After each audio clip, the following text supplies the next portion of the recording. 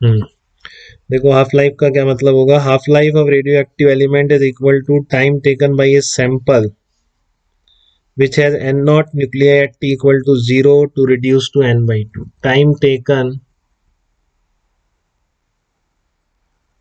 in becoming, मैं ऐसे लिख रहा हूँ, आप लिख देंगे बोर्ड में, सिंपल है. Time taken by the element in becoming half of initial amount, या time taken becoming N naught by two from N naught. ठीक है ना, एन नॉट से एन नॉट बाई टू होने में जितना टाइम लगेगा that is the half life. वो आप निकाल सकते हैं लिम्डा की टर्म में वो कितना टाइम लगता है, कि आपको ये एक्सप्रेशन पता है कि N N equals to N not E raise to power minus lambda.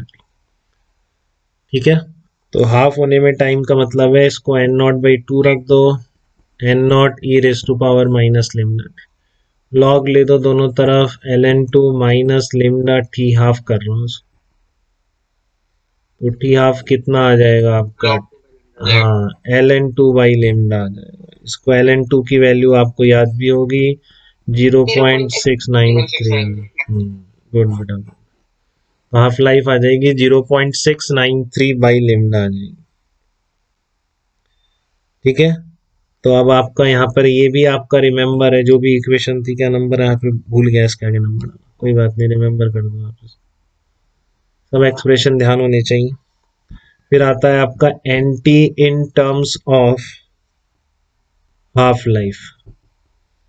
ठीक है ना, नंबर ऑफ न्यूक्लियाई आपने एज एक फार्मूला वो याद है, कई बार ये भी बहुत पॉपुलर हो जाता है, जल्दी निकल आता है इससे. N naught in two e raise to power minus lambda T की जगह आप इससे भी निकाल सकते हैं, देखो कैसे. तो ये लिखो आप एन इक्वल्स टू, कोई पूछ रहा है कुछ,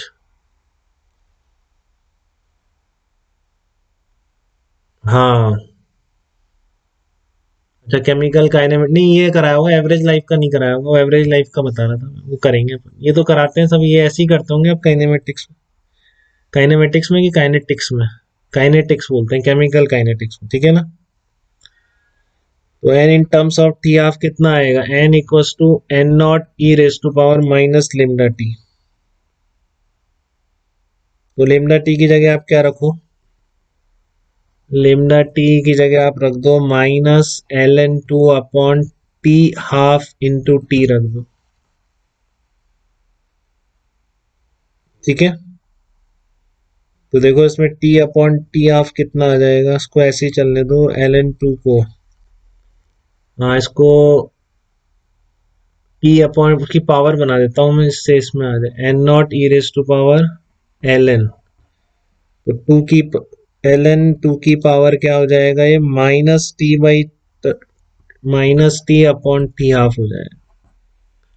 ये जो था आपका पूरा समझ में आ रहा है बेटा सबको, ये एल एन टू के पहले लिखा हुआ था टी अपॉन टी हाफ, तो इसको मैंने टू की पावर लगा दिया, तो अपने आप आगे आ जाएगा L N X raise to power N. अगर लिखा हुआ है तो आप क्या रखते हो उसको, एन ये रख देते हो ना, रख देते हो कि नहीं, तो इसलिए जो आगे रखा हुआ था इसको ऊपर ले गया.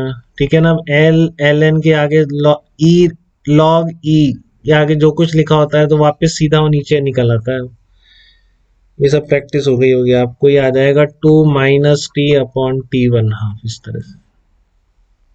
तो आपका ये number of nuclei at time T कितना आ गया, N nought two upon T half हो जाएगा, तो इसको मैं बोल देता हूँ N nought upon two raise to power N. तो ये याद रखना है आपको.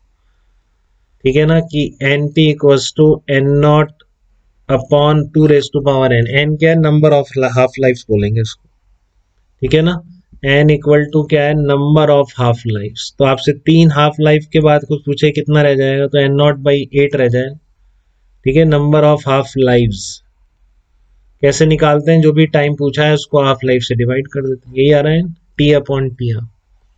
तो टी टाइम पर नंबर ऑफ न्यूक्लियस ऐसे भी फटाफट निकल सकते हैं, अगर आपको number of half life directly आप निकाल लें, इसकी बजाय कि आप N not E raise to power minus lambda T लगे. ठीक है, यहाँ तक बात क्लियर है आपको, हाफ लाइफ